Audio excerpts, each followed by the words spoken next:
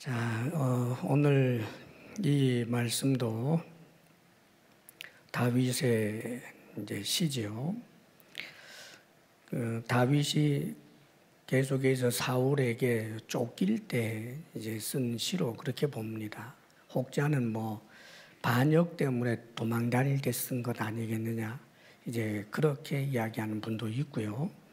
그 배경은 정확하지 않지만 다윗이 대단히 억울한 일을 겪고 있는 그때에 하나님 앞에 기도하며 이 시를 쓴 것으로 추정을 합니다. 오늘 이 말씀은 전체적으로 하나님의 역사적 심판에 대한 이야기입니다.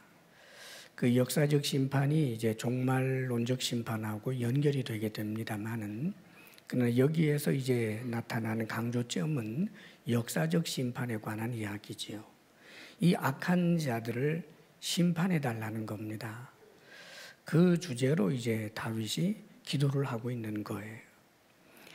지금 다윗이 당했던 그 어려움은 먼저는 그 사울과 또 사울을 추종하고 있는 사회적 지도자들, 권력자들을 통해서 대단히 어려움을 겪었고, 또 그런 상황에서 유대 사회를 이제 들여다보게 될 때 거기에 정말 이 부패한 그런 지도자들에 의해서 많은 사람들이 고초를 겪고 있는 것을 봅니다.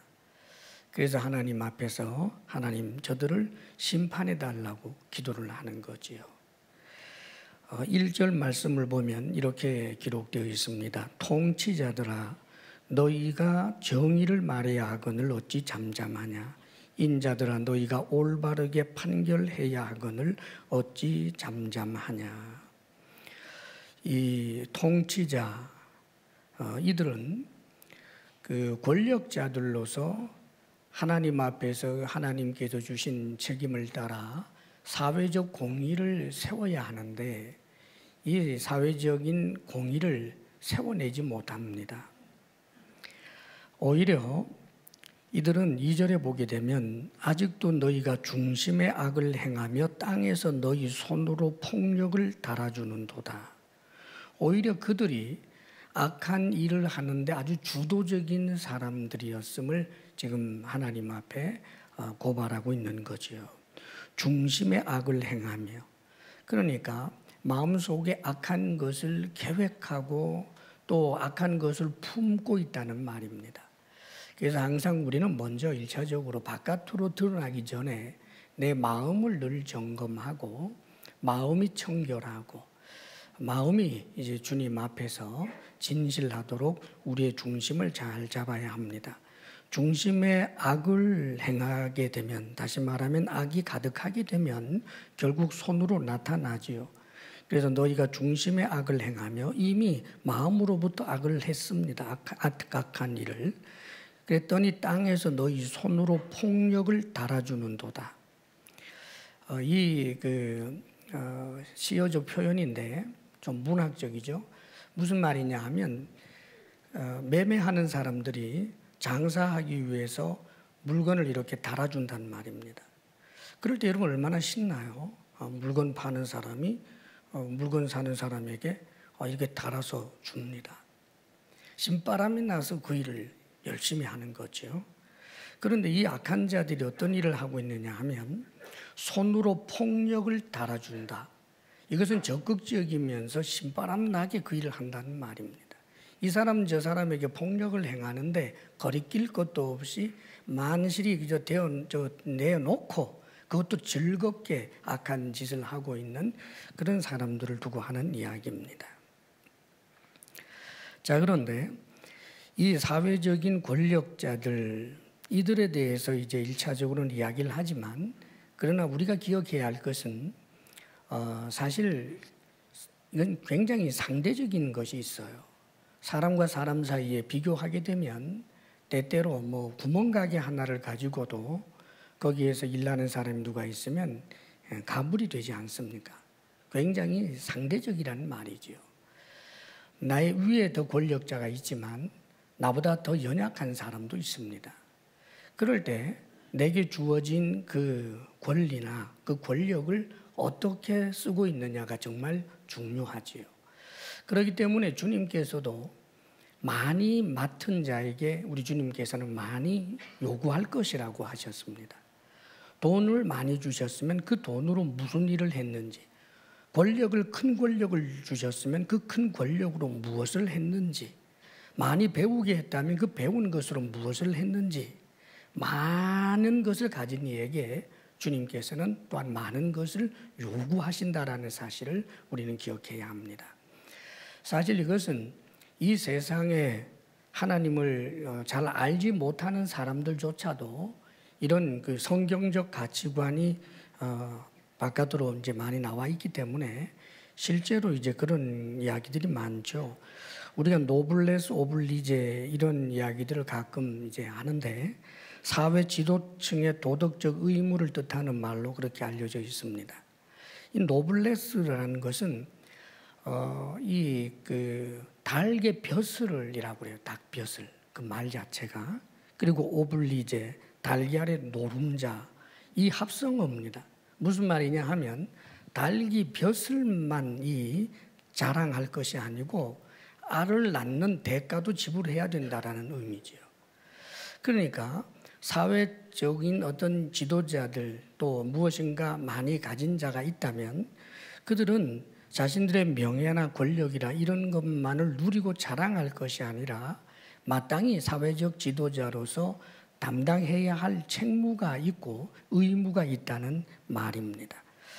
사랑하는 여러분, 우리는 하나님 앞에서 더 그렇습니다. 전날에 요셉이 노예 상태로 있다가 감옥에 들어가고 그 다음에 나중에는 그가 이집트 전체를 주무릴 수 있는 대단한 권력자 애굽의 총리가 됩니다. 중요한 것은 애굽의 총리가 된 이 요셉이 나중에 형들을 만났을 때 자신에게 일어난 일들에 대해서 이렇게 해석을 합니다. 하나님께서 이 자기 집안 이스라엘 사람들뿐만 아니라 수많은 사람들을 죽음에서부터 건져내시려고 나를 애굽에 보내셨고 나를 이 위치에 세우셨다. 그렇게 그는 고백합니다. 우리가 꼭 기억해야 합니다. 하나님께서 우리에게 많이 맡기셨을 때 반드시 물으신다라고 하는 사실, 그 의무를 얼마나 감당했는지를 반드시 우리에게 계산한다는 거지요. 그렇기 때문에 5달란트 맡은 이에게는 5달란트 남긴 것을 칭찬합니다. 2달란트 맡은 자에게 2달란트 남긴 것을 칭찬하지 2달란트 맡은 자가 왜 2달란트밖에 못 남겼느냐, 저 사람처럼 3, 4달란트 남겨야 되지 않겠느냐, 그렇게 하지 않습니다. 5달란트 맡은 자에게 요구하는 것이 5달란트를 더 남기기를 원한 것이고 2달란트 맡은 자에게 2달란트 남기기를 원하시는 것입니다. 사랑하는 여러분, 우리의 삶의 자리는 크든지 작든지 그 자체로 사실상 우리에게 부여된 어떤 권력이 있습니다. 여러분, 하나도 없는 사람은 아무도 없습니다. 내게 가진 것이 있고 내게 기회가 있고 내게 건강한 몸도 있고 시간도 있습니다. 하나님께서는 이 모든 것에 대해서 그 책임을 물으신다라고 하는 사실을 기억하고 하나님 앞에 좋은 청지기가 되도록 해야 할 것입니다. 자, 그런데 근본적인 문제를 좀 거론해 주고 있습니다. 여기 3절 말씀 그리고 보게 되면 이런 내용이 있죠. 3절 같이 한번 읽어봅니다. 시작. 악인은 모태에서부터 멀어졌으며 나면서부터 곁길로 나아가 거짓을 말하는도다. 지금 악인을 이야기합니다. 이들이 통치자들이기 때문에 악인이란 말 아니에요. 부자이기 때문에 악인이란 말 아닙니다. 우리는 그런 오해를 가져서는 안 됩니다. 부자는 무조건 악인, 권력자는 무조건 악인, 가난한 사람만 이 선인, 이런 것도 잘못된 구도입니다. 그렇지 않습니다. 이 통치자들 중에 선한 이는 요셉과 같은 이도 있었고 다윗과 같은 이가 있고 또 기드온과 같은 이도 있지 않았습니까? 그런데 통치자들 가운데 문제는 악인이에요. 그들이 가지는 권력을 남용하고 잘못된 그런 악한 짓을 하게 된 이유가 그들은 악인이었기 때문입니다. 그래서 3절에 말씀해 주시기를 악인은 모태에서부터 멀어졌으며 나면서부터 곁길로 나아가 거짓을 말하는도다. 모태에서부터 또 나면서부터 이런 표현을 씁니다. 사실 이것은 우리 인간의 어떤 본질적인 그 죄성을 가지고 이야기할 때 우리는 아담적 본성을 가지고 있어서 사실 악인으로 태어납니다. 저도 여러분도 하나님 앞에서 악인이 아닌 자가 없어요. 그런 면에서 이 시를 쓴 다윗조차도 자신이 태어날 때 이미 죄악 중에 태어났고 자신의 어머니가 죄악 중에 자신을 잉태했다라고 그렇게 시편 51편에 고백한 내용도 있고 성경에 보면 모든 사람이 다 악인이다라고 다 죄인이다라고 하는 표현도 있습니다. 자, 그런데 지금 여기에서 문제가 되는 것은 인간은 누구나 다 악인이지만 그러나 오로지 악인이기만 하지 않아요. 이 자연인인 우리들은 분명히 아담적 본성, 악한 본성을 가지고 있는 악인이면서도 하나님의 형상을 따라 지음받았기 때문에 하나님의 그 아름다운 것이 부서지고 왜곡되기는 했지만 반짝반짝 빛나는 파편들이 있습니다. 그렇기 때문에 정말 남을 도우려고 하는 마음도 일어날 때가 있고 긍휼히 여기는 마음도 있고 내가 이렇게 욕심을 부리면 안 되지 하고 스스로 절제하는 마음도 있고 선하고 선한 것들이 우리 인간 속에 함께 있다는 말이에요.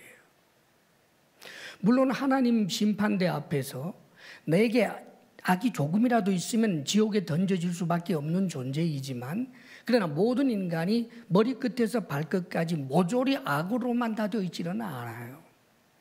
그럼 이들이 이게 뭐가 문제인가? 자기 속에 있는 이 악한 본성, 나면서부터 가지고 있는 이 죄된 본성을 억제하지 않고 악에 치우쳐 살아가는 사람을 일반 자연인들 가운데서 악인이라고 말하는 것입니다. 너나 나나 사실은 다 똑같지만 그러나 내 속에 있는 이 악한 본성을 거스리고 항거하고 하나님의 형상을 따라 지음받은 그 도덕성을 바로 하면서 살아가려고 하는 그런 의지가 있어야 되는데 애시당초 악을 즐겁게 그렇게 행하면서 살아가는 악의 달달함을 즐기는 이들 일컬어 악인이라고 말하는 거예요. 이 구분은 단순히 돌을 닦는 사람과 같은 이와 그렇지 않은 사람 같은 것으로 우리가 오해하기 쉽습니다. 성경적으로 말할 때 악인이면서도 정말 하나님의 은혜를 입어서 의인이 되는 이가 있고 악인으로 끝나버리는 이가 있는데 우리 하나님은 단순히 깊은 산에 들어가서 자기 속에 있는 이 죄성 자체를 없애버리려고 노력하는 데 대해서 갈채를 보내지는 않아요. 불가능하기 때문입니다. 그러면 어떻게 하라는 말일까? 오늘 말씀 유비해 준 말씀이 있어요. 4절 5절 말씀입니다. 4절 5절 함께 읽어봅니다. 시작. 그들의 독은 뱀의 독 같으며 그들은 귀를 막은 귀머거리 독사 같으니 술사에 홀리는 소리도 듣지 않고 능숙한 술객의 요술도 따르지 아니하는 독사로다. 이 그들의 독은 독사의 이 뱀의 독 같다라고 표현하면서 여기 지금 문제를 삼는 것은 귀를 막은 귀머거리 독사를 이야기합니다. 원래 그 고대 근동 지방에 지금도 뭐 그런 일 TV에서 가끔 봅니다만 이런 뭐 술사라든지 또 이런 술객이 피리를 불면 그걸 잘 어릴 때부터 길들여 가지고 이제 피리를 불면 제어가 가능한 독사들 있어요. 그래서 그 장기자랑 같은 데도 뭐 그런 거 나오는 거 좀 봅니다만은 실제로 이제 중동 지역이나 팔레스타인 이런 지역에서는 그 당시 이런 게 많았다는 거예요. 아주 무서운 독사인데 이 길을 들여 가지고 피리를 불면 독사가 인사도 하고 살며시 가서 기대기도 하고 뭐 절대 물지 않는 그런 이제 독사들로 잘 훈련을 시킨 거지요. 그런데 가끔 귀머거리가 있다는 거예요. 피리를 부는데 아무리 뛰어난 술객이 뭐 마술사가 애를 써도 말 안 듣고 누구라 그러니까 눕지 않고 가서 콱 물어버린다는 말이죠. 그럼 얼마나 난감해요. 이게 무슨 소리입니까? 이 유비의 말씀인데 하나님의 말씀을 듣는 태도예요. 다 악인인데 하나님의 말씀 앞에서 너 악인이다. 오 하나님 긍휼히 여기소서 하는 자와 내가 뭘 잘못했어요? 달라요. 똑같은 악인인데 하나님의 말씀을 듣는 자세에 따라서 달라진다는 말입니다. 그렇기 때문에 우리를 하나님께서 의롭다라고 여기는 것은 그 하나님의 말씀에 대한 믿음의 태도예요. 따지고 보면 예수 그리스도를 믿으면 구원을 얻는다. 그것은 하나님이 말씀하신 약속하신 것이고 그 약속을 받아들이는 그 말씀에 대하여 받아들이는 그 태도가 악인인 그를 의인으로 하나님께서 인정해 주신다는 말이죠. 사랑하는 여러분, 우리가 우리 자신을 늘 점검하고 주의해야 할 것은 하나님 앞에서 내가 하나님의 말씀을 듣는 태도가 어떠한가를 점검해야 합니다. 우리는 물론 말씀을 듣는다고 해서 100% 다 시행해내지 못하는 여러 가지 부족함을 안고 있습니다. 원수 사랑하라. 정말 원수 사랑하기 힘들고 이웃을 네 몸과 같이 사랑하다. 어떻게 내 몸처럼 내 이웃을 사랑할 수 있겠습니까? 그러나 그 말씀을 부인하면서 웃기지 마시오. 이렇게 하는 게 아니라 원수까지 사랑하라 하셨는데 이웃을 내 몸처럼 사랑하라고 하셨는데 내가 이만한 일로 이래서는 안 되지. 오 하나님 나를 긍휼히 여기소서 하는 이와 이 말씀은 우습다 말도 안 된다라고 치부하면서 귀를 틀어 막아버리는 자와는 비교할 수 없는 갭이 있는 거예요. 사랑하는 여러분, 성경에 보면 아사라고 하는 그 왕에 대한 이야기가 있는데 역대하 15장 8절에 아사에 대한 내용 이렇게 기록이 되어 있습니다. 잘 들어보세요. 아사가 이 말 곧 선지자 오뎃의 예언을 듣고 마음을 강하게 하여 가증한 물건들을 유다와 베냐민 온 땅에서 없애고 종교개혁을 단행합니다. 선지자 오뎃의 말씀을 듣고 그 말씀을 들었단 말이에요. 받아들였어요.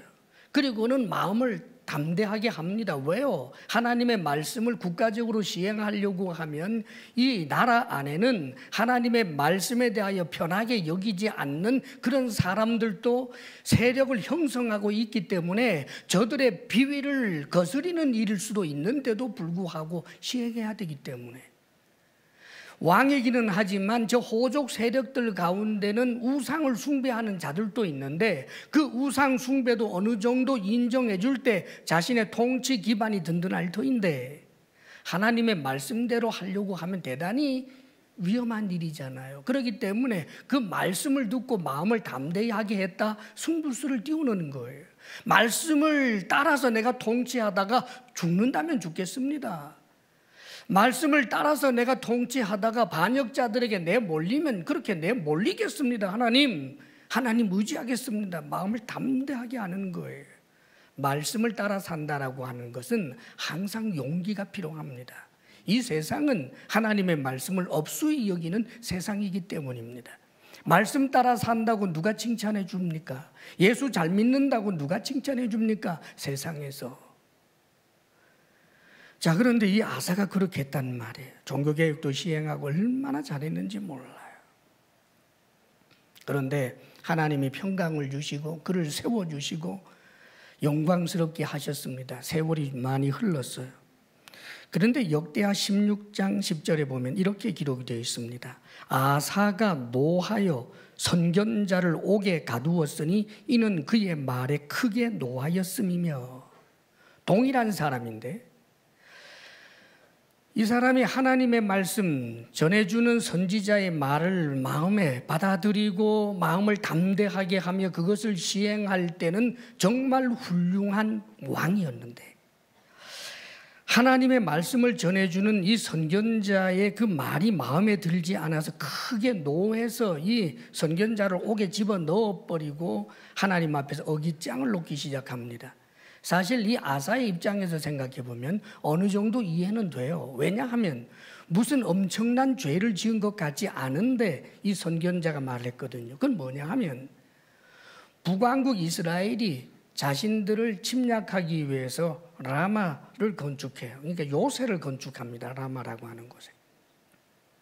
그걸 보니까 군사력이 약하단 말이에요. 아사 이쪽, 이 유다 쪽이. 그래서 유대나라 쪽이 군사력이 약하니까 그가 외교적인 그런 수단을 동원해서 무엇을 했느냐 하면 아람 왕에다가 돈을 주고 이제 용병을 불러들인 거예요. 돈을 주고. 그래서 그쪽에서 이제 군대가 와가지고 이스라엘을 이제 찝쩍거리게 되니까 북왕국 이스라엘이 이 건축을 하단 말까 모든 것을 다 내버려 두고 돌아갔어요. 그랬더니 그 건축 자재들을 전부 모아다가 이 신도시를 지었습니다. 어떻게 생각해 보면 아사는 칭찬받을 일이라고 생각했을 거예요. 야 봐라, 내가 이 외교를 정말 잘해서 저들이 우리를 공격하기 위해서 요새를 짓다가 그냥 도망간 저것 가지고 이렇게 신도시까지 지었으니 얼마나 좋으냐. 그런데 선지자가 지금 책망한 게 뭐냐 하면 당신이 전날에는 구스가 쳐들어왔어도 하나님 의지하고 하나님 앞에 기도하고 철저하게 하나님 의지했는데 지금 당신은 하나님을 마음에 두지 않고 하나님 의지하지 않고 당신의 수단과 방법만 이용하니 이것은 잘못된 것입니다 라고 하는 거예요. 이때 아사가 내가 미련했습니다. 내가 교만했습니다. 내가 내 지혜만 의지했습니다. 하나님 잘못했습니다. 그랬으면 그는 더 성숙한 사람으로 갈 수 있었는데 하나님의 말씀을 전하는 이 선견자의 하는 말이 자기 마음에 들지 않는다고 해서 분해서 그만 이 선견자를 옥에 가두어 버리고 맙니다. 하나님의 말씀에 단절이 일어나니까 어떻게 될까요? 신앙이 회복이 될 기회가 없어요. 결국은 좀 더 세월이 흐르고 난 다음에 그의 발이 병들었는데 성경은 이렇게 요약해 줍니다. 그에게 발에 병이 들었는데 여호와께 구하지 않고 의사에게 구하였더라. 그리고는 죽었어요. 사랑하는 여러분, 하나님께서는 우리가 신앙을 회복할 기회를 주십니다. 이게 말씀이에요. 선포되는 말씀에 귀 기울이시고 셀 가족 모임이나 어린아이를 통해서 하는 하나님의 말씀이라 할지라도 귀 기울이시고 여러분들이 성경을 펼쳐놓고 읽을 때마다 이 성경 말씀을 가지고 하나님이 나에게 뭐라고 하시는지 귀 기울여 듣기로 노력하고 내가 부족함이 보이면 그 부족함대로 하나님께 긍휼을 구하고 하나님, 제가 더욱더 주의 말씀을 따라 살 수 있는 믿음과 그런 좋은 심지를 주옵소서라고 탄원하고 그게 기도의 제목이 되고 소원이 되는 그를 볼 때 하나님께서 얼마나 기뻐하시겠습니까? 할렐루야. 사실 이 성경 이 시편 58편을 쓴 다윗도 악인이었잖아요. 그도 그 악의 본성이 그를 점령하게 되는 날 그는 악인이었어요. 다윗이 하나님을 찬양하고 그럴 때 그의 속에는 악이 하나도 없었을까? 아닙니다. 악이 저 구석에 가 있었지요. 세력을 펼치지 못하고 말입니다. 악이 세력을 떨쳐서 나를 점령하면 내가 악인의 길을 가는 것이고 하나님의 말씀을 붙들고 악의 본성을 제어하면서 말씀을 따라 살고자 하는 이 거룩한 노력, 사랑하는 여러분, 이것은 단순한 노력이 아닙니다. 성경은 이 부분에 대해서 신약으로 와서는 정확하게 가르쳐줘요. 바울이 가졌던 고민이 그것 아닙니까? 자기 속에는 선을 원하는 것도 있고 악을 원하는 악한 본성도 있는데 이 둘이 늘 싸운다는 거예요. 그런데 문제는 내가 선을 원하지만 선을 행하지 않을 때가 많고 선을 행하려고 하면 내려놓아야 할 게 너무 많거든요, 여러분. 선을 행하고 살려고 하면 선을 행하려고 하면 나를 위하기보다 이타적으로 살아야 되기 때문에 내려놓을 게 얼마나 많은지 몰라요. 그래서 인간은 누구나 이기적이기 때문에 선을 정말 알기는 알지만 그대로 행하며 살아갈 수가 정말 어려운 거예요. 그걸 바울 자신도 보는 것입니다. 원하는 선은 행치 않고 원하지 아니하는 악을 행하는 나를 보는도다. 오라 나는 곤고한 자로다. 누가 나를 이 사망의 몸에서 건지리요 하다가 예수님 십자가 구속의 은혜를 떠올리면서 감사하리로다 찬송하리로다 그러면서 놀라운 이야기를 해줘요. 로마서에 그가 이렇게 단식을 하고 하나님 앞에 예수 그리스도인으로 인해서 감사하고 난 다음에 우리는 죄의 본성이 있기 때문에 주님 앞에 그저 용서만을 구하며 죄를 지으며 살 수밖에 없다라고 결론 지어버린 것이 아니라 예수를 믿는 사람 속에는 성령이 들어와 계시고 할렐루야. 누가 계신다고요? 성령님이 계신다는 말입니다. 지정의 인격을 가지신 성령님께서 아예 내 속에 들어와 계시기 때문에 성령의 소욕을 따르고자 하는 자, 다시 말하면 하나님의 말씀을 따라 살고자 하는 것이 소원이 되고 이것 때문에 주님 앞으로 늘 나아가서 경건의 시간을 갖고 하나님 도와주옵소서 이 문제 때문에 울고 이것 때문에 아파하고 돈을 버는 것보다 하나님 앞에 더욱더 그의 나라와 그의 의를 먼저 구하는 그런 사람이 되고자 하는 그런 소원으로 가득해 있는 그에게 내 속에 계신 성령이 나를 점령하여 의의 길로 의의 길로 선의 길로 선의 길로 이끈다는 말입니다. 할렐루야. 그럴 때 얼마나 그게 복된 삶이 되는지 몰라요. 이런 성화된 삶을 소원하며 사시기를 바랍니다. 주께서 도우십니다, 여러분.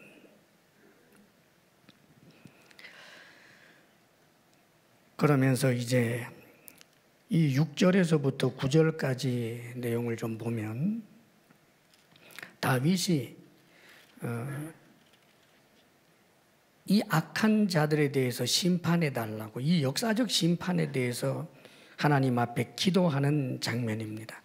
우리 조금 한번 보겠습니다. 6절 같이 한번 읽어봐요. 시작. 하나님이여 그들의 입에서 이를 꺾으소서. 여호와여 젊은 사자의 어금니를 꺾어내시며 예, 그들의 입에서 이를 꺾어달래요.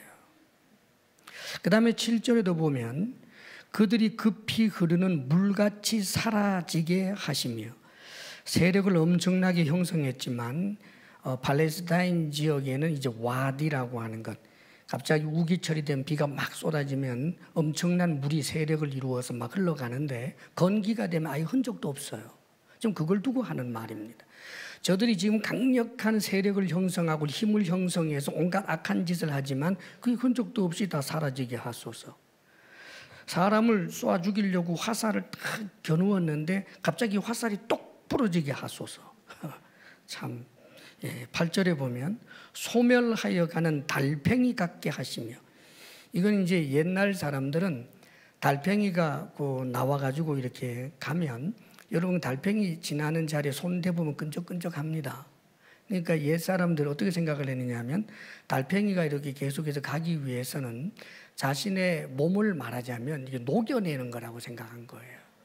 그러니까 계속 가다가 보면 싹 물이 돼서 사라질 걸로 보는 거죠. 그러니까 제 아무리 악한 짓을 하고 뭐 이래도 시간이 지나가면 마치 이제 배터리가 다 해서 이 핸드폰 볼 수 없듯이 이 달팽이가 그냥 싹 사라지게 해주십시오. 이런 뜻입니다, 여러분.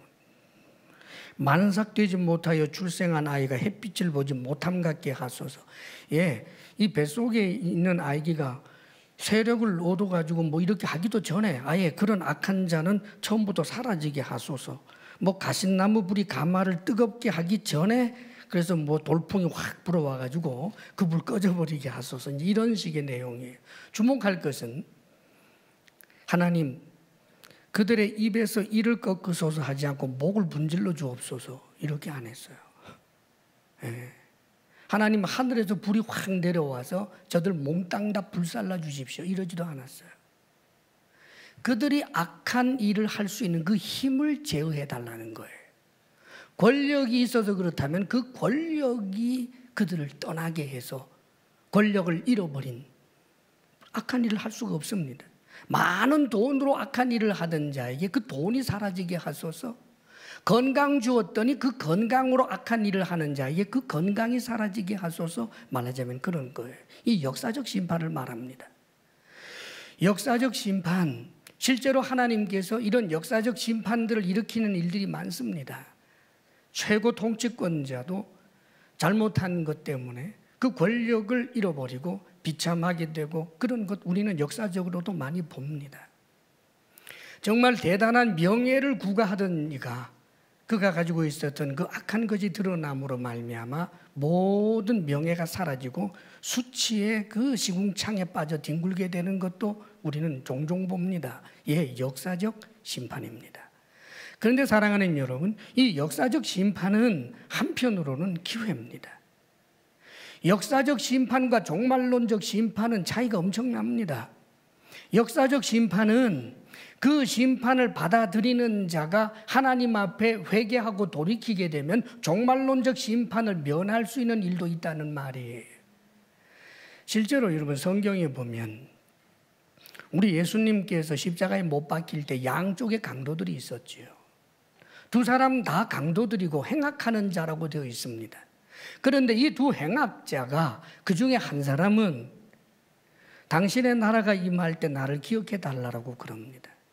그리고 예수님에 대하여 예수님은 죄가 없는 분이다라고 인정을 하면서 자신은 분명히 죄를 지었기 때문에 이런 심판을 당한다라고 겸손하게 지금 십자가 처형에 대하여 받아들이는 그런 태도를 갖습니다.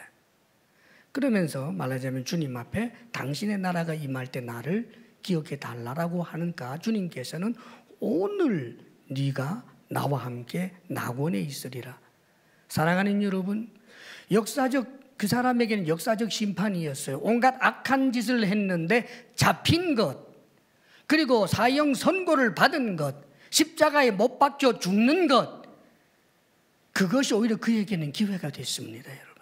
만일 그가 악한 짓을 하면서도 잡히지 않고 법망을 피하고 온갖 못된 짓을 100살까지 하다가 죽어서 죽을 때도 돈도 많고 악한 짓도 많이 했지만 어느 누구에게도 역사적 심판을 받지 않았다면 그는 종말론적 심판, 영원한 지옥 불구덩이에 던져졌을 것입니다. 그런데 이 사람은 자신에게 당해지는 그 역사적 심판 앞에서 하나님 앞에 겸손하게 자신을 돌아봄으로 종말론적으로 구원을 얻지요. 그러나 똑같은 기회가 또 다른 강도에게도 역시 주어졌습니다. 그런데 그 강도는 예수님을 비웃습니다. 네가 하나님 아들이라고? 그럼 네 자신도 구하고 나도 구해봐. 죽어가면서도 그러고 앉았습니다. 죽어가면서도 귀틀어 막습니다.